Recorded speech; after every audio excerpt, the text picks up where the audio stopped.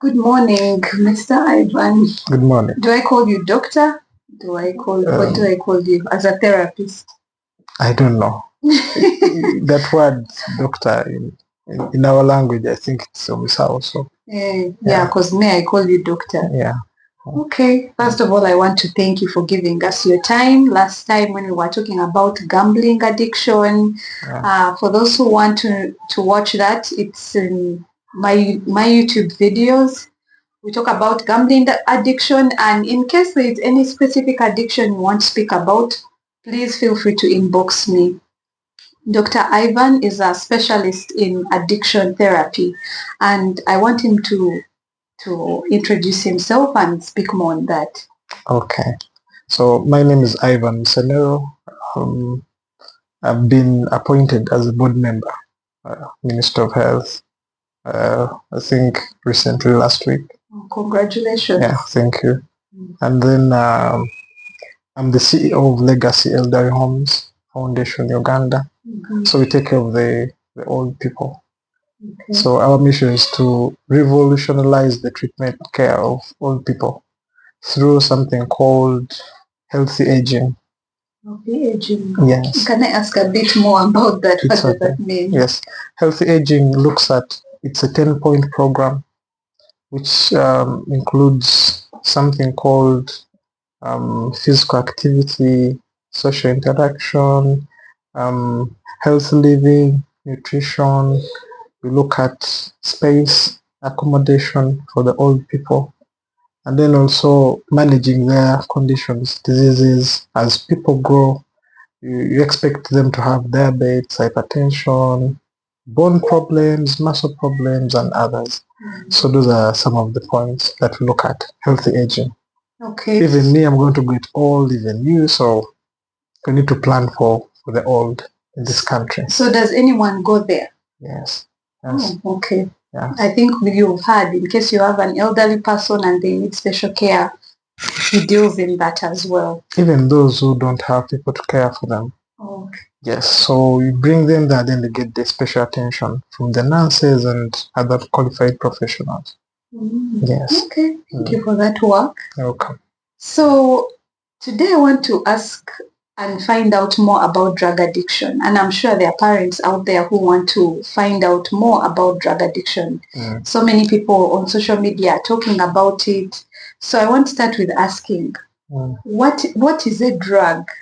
A drug? Yes. A drug is something that changes your chemical nature and biological stature.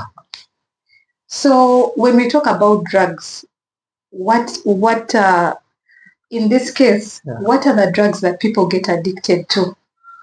When you say drugs, you also include Panadol. Really? It's a drug. You can get addicted to Panadol? 100%. Okay. Yes, and then people move spiral upwards because it's some, they call them painkillers, but in the drugs terms, we call them opioids. Opioids are painkillers. So someone can move from Panadol, then they go to other classes that I won't mention here. Yes. But I'm going to mention some classes. It's okay. Okay. What does it mean when someone has a drug addiction? What does it mean? It means they cannot function anymore due to the drug abuse or the misuse. They can't function. But there are those ones who can function even with the drugs. But when you're addicted, there's no functionality. The mind is preoccupied by the drugs alone and not anything else. Not school, not marriage, not doing a job, preoccupied by drugs. And that's how they feel better. And the only thing they have to do is, how can I obtain the drug? So through stealing, through killing people, through any way possible to achieve the drug. Yes. So what causes someone to start taking drugs?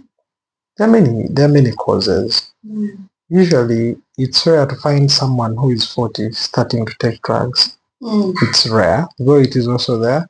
Usually it starts from childhood. Childhood? Yes. How does that happen? Parents inducing their children to drugs Excuse me? Yes, Parents parents. Yes, introducing their children to 100%. drugs. Yes. How does a parent do that? You've had people go to parties, and then they are young children. They give them to taste some wine, and then they're happy with what the kid is doing. That's the induction that starts. It starts small and then it grows into something big. Because when someone gets addicted, for example, to alcohol, they do something called cross addiction. So they keep getting addicted to other things. So they keep crossing from alcohol to weed, from weed to cocaine, to gambling and others. But have you ever found someone who is addicted to alcohol, weed, cocaine, all those things at once? Yes, and we call that multiple substance use disorder. Yes. Someone can even have 6 types. Those are the majority. Because addiction, someone can cross from opioids to stimulants to amphetamines to hallucinogens. You know, there are these drugs people take and they can go to Jupiter. So they call them hallucinogens. Yes, and the experience initially it's good, but as time goes on, they develop something called schizophrenia. That's what I was going to actually ask that question. Yes. Can drugs lead to schizophrenia, bipolar, and all these other mental problems? Yeah, even the science proves that. You know, when, like me right now, I haven't used any substance. My brain is functioning well. Now, when I drink alcohol, in little doses, it is a stimulant. You feel happy, you have no anxiety. In high doses, it depresses me. That's why people who take alcohol in high doses, they can't even talk, stand, they can't shower, so they act like someone is depressed. Now, when you keep doing that for a long period of time, your brain feels like this is the pattern I have to take. You know, human brain is good at learning everything. So when you take that path, you wake up one morning, you don't need alcohol anymore. So the brain just why it's off. No, today we need to stimulate you. This time we need to depress you. And that's how you end up with bipolar or depression or schizophrenia. So the people who you treat here in Butavika, what do you find the major cause of their addiction is?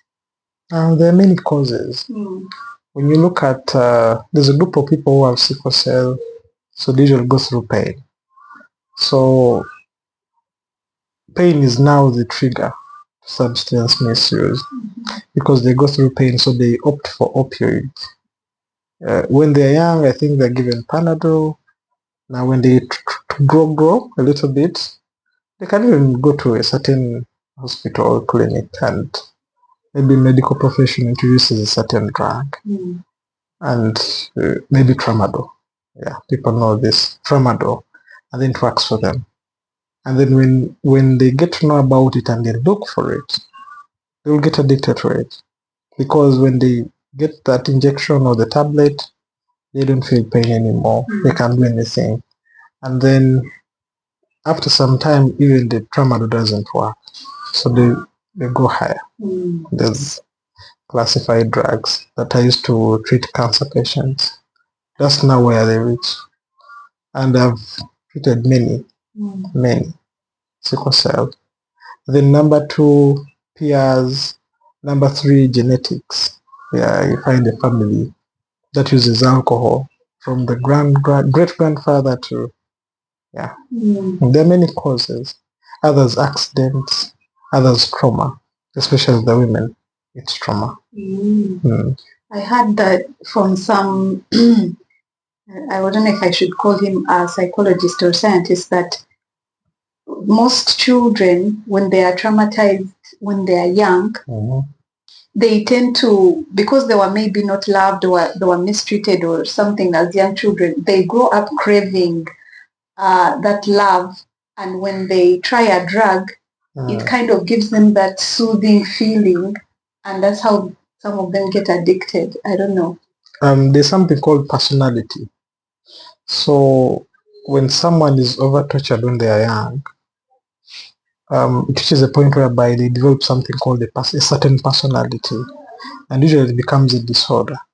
And all people who misuse drugs, there's a certain personality disorder behind it. You either find it's borderline, antisocial, histrionic, OCD, dependency, avoidance personality, or you find schizoid, schizoaffective, paranoid.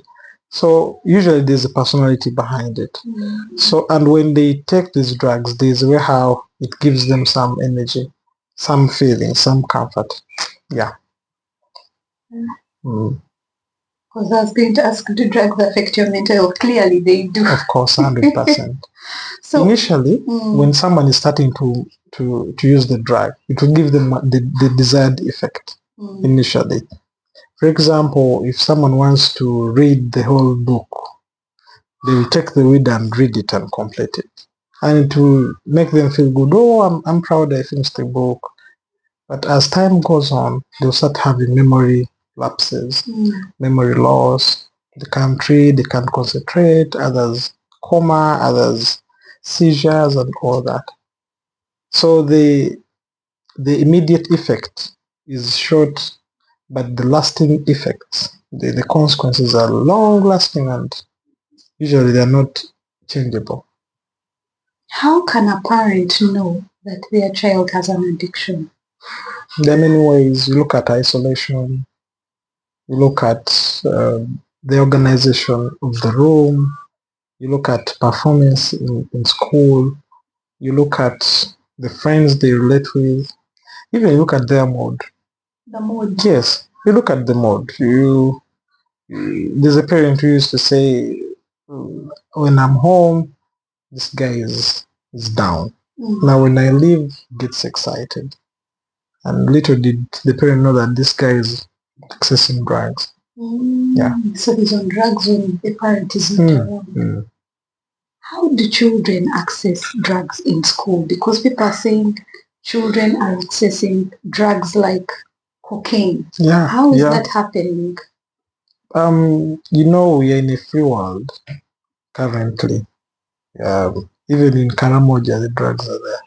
As far as, yes, anywhere.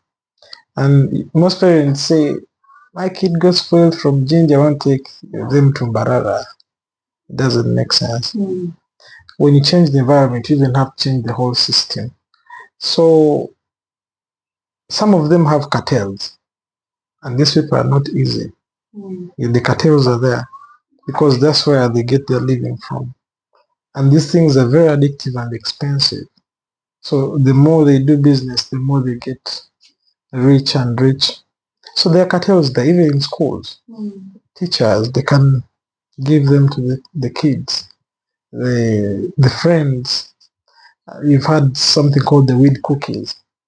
Yes, I've heard of the weed cookies. So someone can make the cookies at home, crush the weed very well, make the cookies, and then they come to school and you see they're normal cookies, but there's something inside there. Other students they can access alcohol. We don't have that limitation who buys alcohol from the store. So you can come and say, I'm buying it for my dad. How would you know? How would you certify? And then we have now seen girls using certain methods to take alcohol, not through the mouth, through other areas. Yes. Sorry. Yes. So it's now a lot. It's an endemic in the country, I would say. I don't think there's a school where there is no drug misuse. Wow. In the country. It's rare. What do you think schools can do to stop this drug explosion that's happening? I think we need to sensitize more of these kids and the schools because it's going to get out of hand. Those are the people who are going to treat you because they are going to grow. Those are the doctors you're going to meet. Doctor who smokes weed, taking pethidine and all that, and then they are going into surgery with you. So some people will die if you don't take care of these young generations. Then the whole Africa is gone. I hear that Uganda is the 6th country with mental illnesses. Like among the top 10, it has the 6th highest. It's number 6. I'm not sure about those statistics. even the one they said 14.1 million Ghanas have a certain mental problem. I'm not sure of the statistics. We don't know who made the statistic. But what I know is we're living in a stressful world. And I usually tell people, if you want to buy a car, it will stress you to buy it. But even after buying it, you'll still have the stress. Maintenance, fuel, security, and all that. So we are in a stressful world. And if you look at depression, at least someone has ever been depressed. Not major depression, but just mild depression. Everyone. So maybe the statistic is right, maybe not, but mental health is now on the rampant rise, but more especially drugs and alcohol.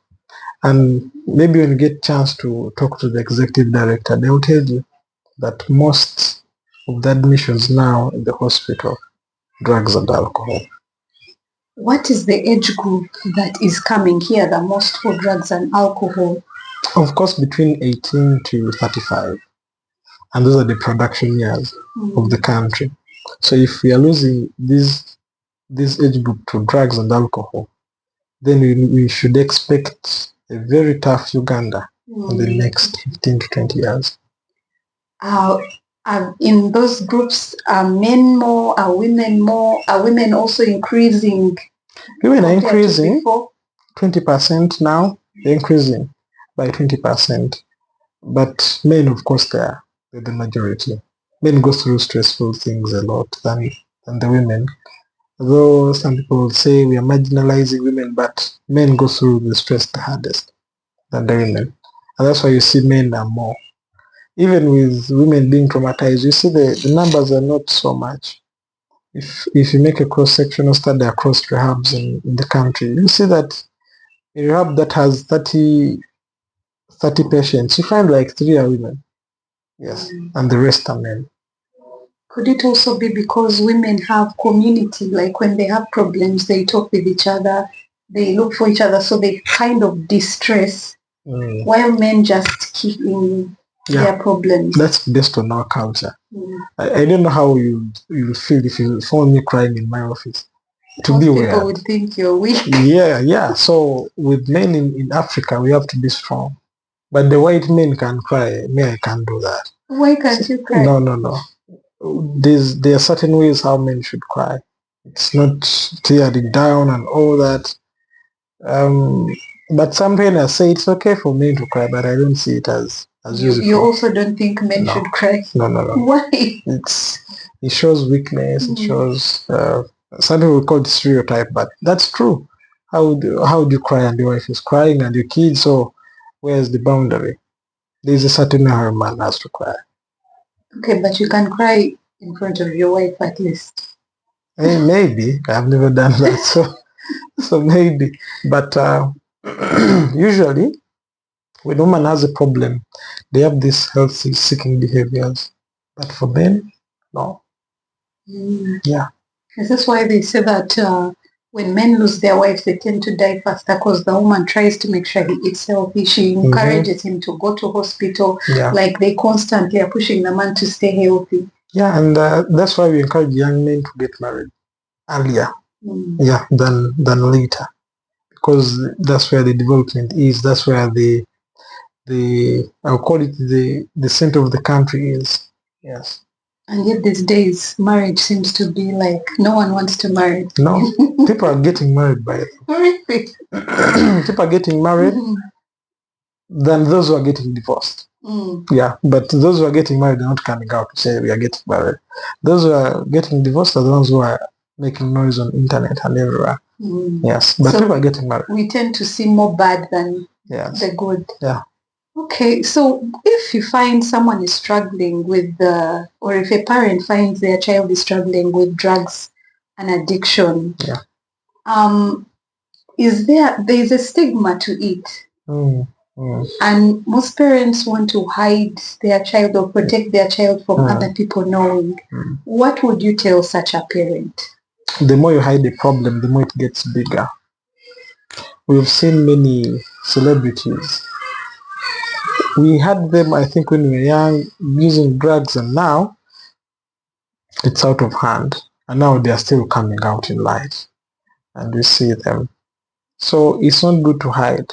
Seek help. We have even private facilities that offer mental health, so you can go there because people fear Butabika. In Luganda, it means Kutabuka. In Dunyakole, I think it means to bury, something like that. So usually we recommend people come out and talk about it. You see, students are committing suicide. Students are failing exams. There's one I met yesterday. He was the brightest in class. He was expecting to get 20 points, and then he gets 13. Then runs away from home, disappears for about 2 months. They got him on the way, and now he has intellectual disability. So usually, even we have to tell kids that it's okay to fail. Yeah, but we tell them pass, success, and that. So they end up getting stressed, and later drugs and alcohol because they have not passed. Books are not the ultimatum to someone's success. Yes. So you found people who are last in class doing better in the real world. These ones doing better in class and then struggling. So the books are not the ultimatum to someone's success, and the parents should now change that. How is it called? That normally. The mentality of yes. books are so important. Yes. So there are many dynamics that come into play for someone to be successful. And we tell that parents don't force your kid to do something they don't want. Others come here and they're like, why I started taking drugs? My dad forced me to do plumbing. I was supposed to be doing something, agriculture. Yeah, I was supposed to be a veterinary doctor. My dad took me to plumbing because he's a plumber. So all these dynamics can cause kids to start abusing drugs. Yeah. What about the way parents are raising children these days? Because some parents are like, don't beat the child, don't talk to the child in a certain way. There's this excessive pampering, don't make the child work at home, is it let the maid do the work? Is that having any effect on the children's mental health? There are styles of parenting, and they're also contributing to drugs in schools. There's a young child that I managed. The father was in the US, the mother was in London. And they left this child with the maid in the house, a very big mansion, so they could send him money. And guess what? So he started hosting house parties when he was in senior two. And that's how he got addicted. So that is no parenting at all. You think the kid needs the money. It's not about the money. Usually it's even more of the emotional support from the parents, the guidance. Now, if it's not there, problems are coming. Yeah, it's not the money. Are you there for the child? Yes. And others who are working, they live with the kids in the house, but they leave at 5, they come back at 11. So meaning there's also no parenting there. When do you meet these children to talk to them? When do they tell you their problems? And then there's nothing.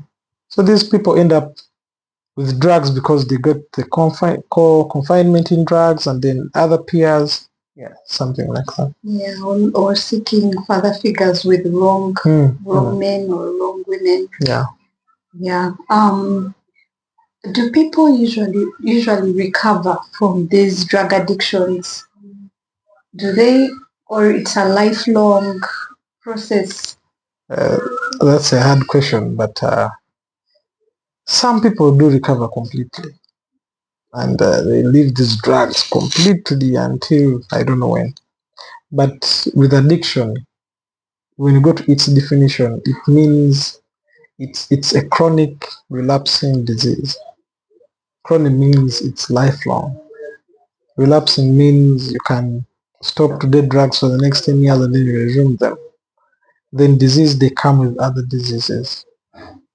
Like alcohol comes with liver problems, they come with diabetes and hypertension, they come with oral thrush and ulcers, something like that. Look at cigarettes, marijuana, all of them come with a certain disease. Yes. Even weed, which they say is healthy. It comes with it. Yes, because when you smoke, of course, lung cancer is waiting for you. the brain shrinkage, memory loss, poor judgment, and balance. Something. They are all drugs. I usually ask people, if you're taking weed, it's a drug. What are you treating?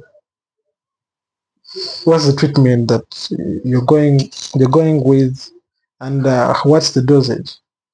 At least with alcohol, why it was legalized across the world, they even units someone is supposed to take before the addiction.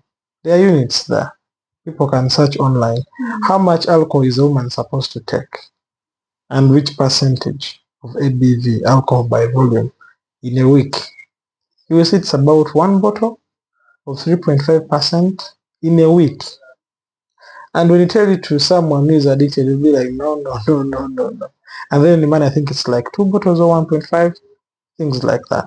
So there are units to that. Now with marijuana, you don't have those units. That's why you say it's not recommended. That's why there's no something like smoke responsibly. It's not there. Even with cigarettes, they put this thing is harmful to your lungs and your body. So with weed, it's not anywhere. It's not anywhere. Okay. I'm just so overwhelmed with this drug issue. Yeah. So how can a parent help their child when they find out, now I know my son has an addiction, what can I do? You have to talk to that child well, because when you handle this without care, it's going to become a problem. There's a young girl, she was 20 years.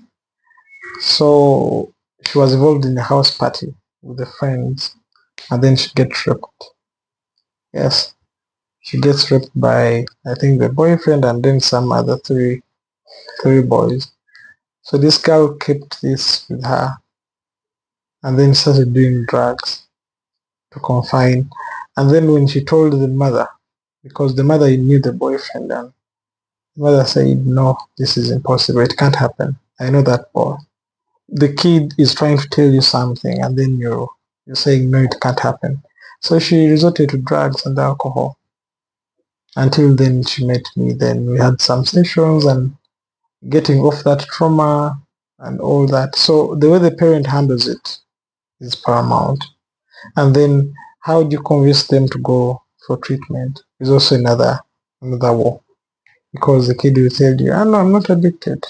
I just use once in a while. So how do you know? Drug tests are there and others. Yes. I've been hearing of late that there are some people who are like, they go to bars, bars, and they drug young girls without their knowledge. And then these girls just find, like, they find themselves in places, maybe they are being raped, but they don't even know, because they just come to, like, come to consciousness and they find themselves, they are not where they were, you know.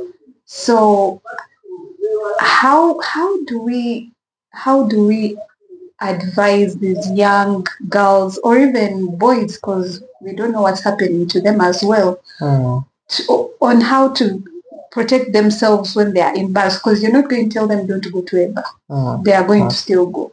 How do you advise them to protect themselves from being drugged? There are places someone is not supposed to go to. Yes, as a responsible human being. Bars, no. That one I will just say it openly, because even spiritually, bars are not, they're not good places. You find there are lots of things that you will not find in the church, that you will not find in the mosque. So it's a place where everything happens. Prostitution, what, homosexuality. So it's not a good place to go to. And we usually encourage people, if you don't know someone well, why did you go out with them? Even your friends, some of them are lured by friends. And trust me, I don't know if you've ever used a drug called, did I say it, a strong opioid. You've not used it before. If you come to the bar and then I inject you with it, How would they inject you without your permission? Of course, you'll be drunk, and then they inject you. You'll have to look for it the next day. So you're already initiated with drug use. You'll look for it the next day. Even if you don't know what the drug you were injected Yes, with? you look for it. You'll ask them, what did you inject me with? How can I get it? Because it makes you feel like you're in heaven. Because if you've not used it before, you don't know how it feels until when you inject it in your body. Then you look for it. But now, another question I didn't ask before.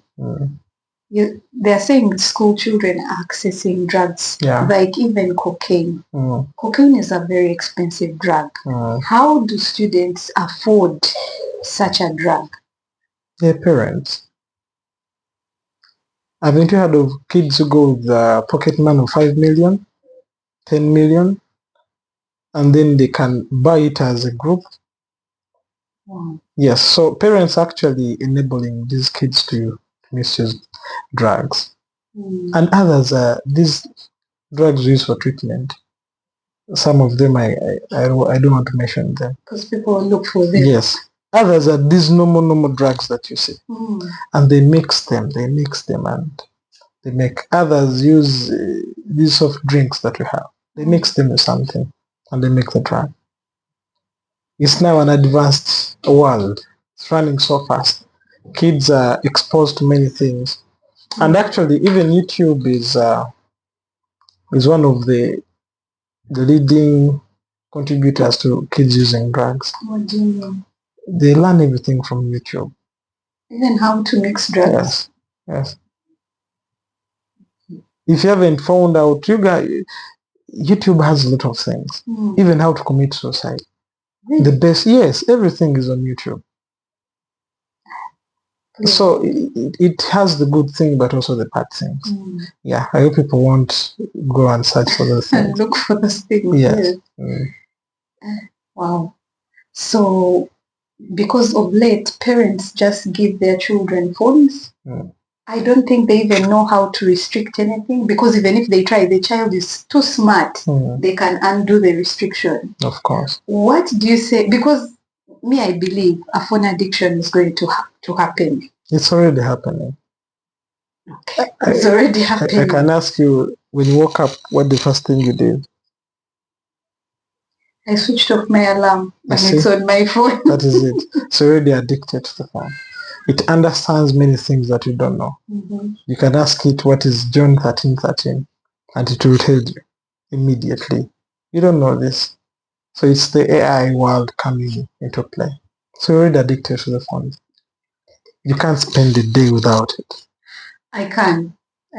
I try to limit intentionally because I know it is possible. You will feel something is missing. Yes. It's like someone taking away music from this world. How would the world be? Empty. That is the same thing. So the phones, we are now addicted to them.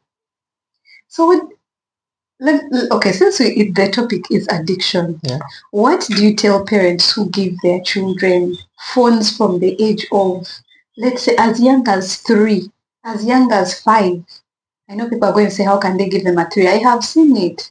As young as, what do you tell such parents? What are they doing to their children's brains? Last time when we discussed, I told people to watch that. I watched it. Yes, it's called The Social Dilemma.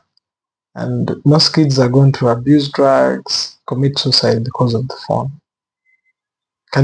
Someone can't even imagine, how can a phone make my kid commit suicide? Because they usually show you how the best man is supposed to be looking. Big beard, what? And then if you don't have the genes for beards, then what do you do? Then you feel like you're ugly, and then people keep on commenting. There's a young lady, she was a musician. She got actually bipolar through comments from her page. People commented a lot, and later she got bipolar just through the phone. So even phones are causing mental health issues in children. The child's brain matures completely at the age of 25. And you can't imagine a kid of 3 years manipulating that phone, even without full brain development. So what you're doing, you're harming the brain. Certain person are going to develop like socialization, judgment and all that. And then other parts will develop fully, others will not. So you're actually damaging the child. In the name of being modern. Yeah. And keeping up with times. Before, that was the right way to groom children. Engage in games. The child's occupation should be games until age like 10 or 15. It should be play, not the phones. I recently heard that people are getting, even in America, people are getting addicted to video games. Yes, they're addictive, of course. And they start from the age of, like, as soon as they start playing, you find someone is an adult and they can't even work. They spend their time playing video games. Yes, and I think I was just about to get addicted when I was in O-level. Every day would play this PS5, PS something. We would play every evening. And those things are addictive because you can't stop. And I would play it from evening up to morning, and then tomorrow I have school. So that's how, because there are no limits. Yes, there are no limits.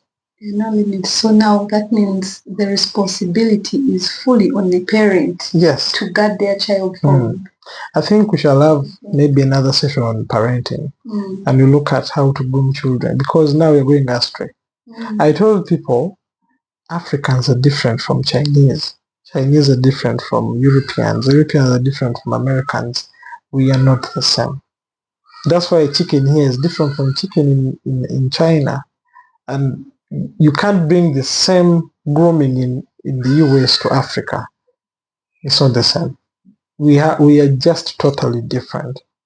Even with the masses, there are these similarities we have. We all have eyes, we all have the skin, but there are differences. That's why even HIV in Uganda is not the same HIV in Nigeria. The strains are different. They are different. It's not the same in South Africa. So there are modalities that we need to incorporate in our parenting. They shouldn't be the same as white children. For them, they can, I don't know, maybe they can grow like that. An African child, no, we are different. Yes. We shall have a session on that. We are very different. So now back to cocaine. What kind of therapy do you give these people? Therapy is a lot. But we follow a model called bio, psycho, social, spiritual model. Bio means medication. Psycho, the mind. Social is the society, the community where they live, social issues. And then spiritual is spirituality. Yes. You have to connect them to God. There has to be a connection to spirituality. I won't say God, spirituality. Yes. Because if it's not there, then we may not have results. Yes. It's that important. Yes, it is. So it's the bio, psycho, social, spiritual model. In social, what is there? Usually here we incorporate, we call them pillars of recovery. Like we can make a pillar in school, monitoring something in school, in their community, at home, in the hospital. Like there must be certain pillars, like 5 or 10 of them, that monitor this child. Yes. And then the spiritual side? Of course, these are prayers. So if you believe in church, we encourage you to do church a lot. If you believe in the Muslim faith, there you go. The traditionalists, there you go, because we don't want to segregate people. If you believe in born again faith, there you go. If you believe in, so the spirituality is more important, because the belief system of someone is more important than the human being themselves. Yes. That's why when, I don't know your religion, but when I talk something bad about it, you become emotional.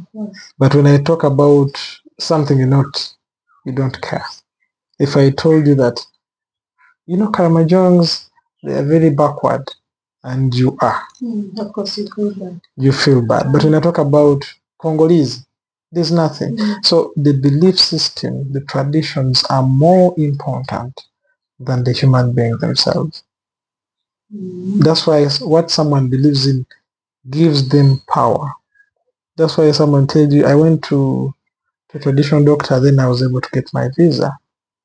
I went to the pastor, that's when I got the visa. It's like the belief system is strong. And in Africa, it is too strong. Yes.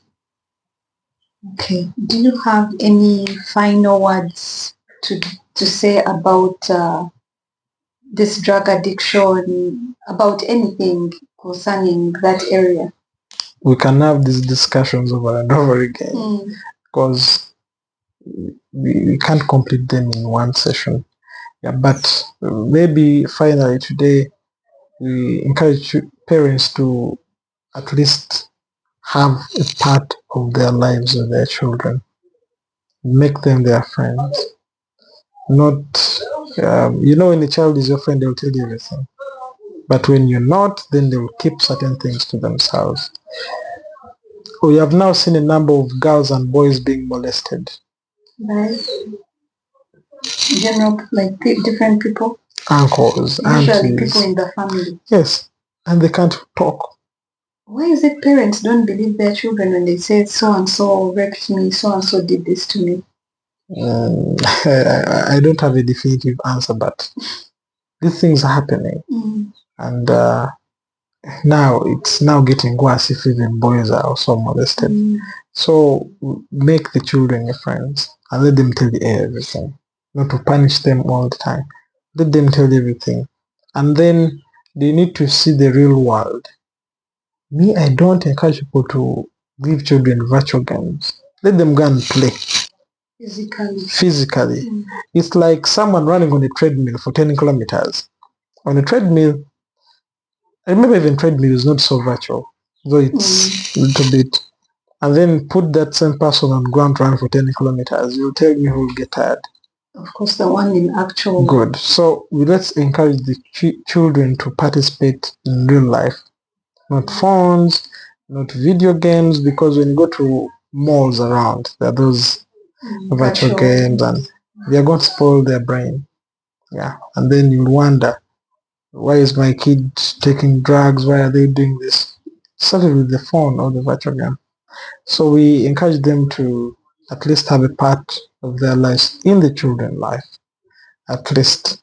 Then we shall at least look at how to moderate or deal with the drugs, because I think the parliament has now seen it's a problem. And I think they're starting to pass certain laws. Yeah. Okay. Yeah. That is hopeful. But again, it's overwhelming for a parent. Yeah. Yeah. I'd like to thank you so much for your time, for your wisdom. Again, those who are in need of him, I will put his numbers there.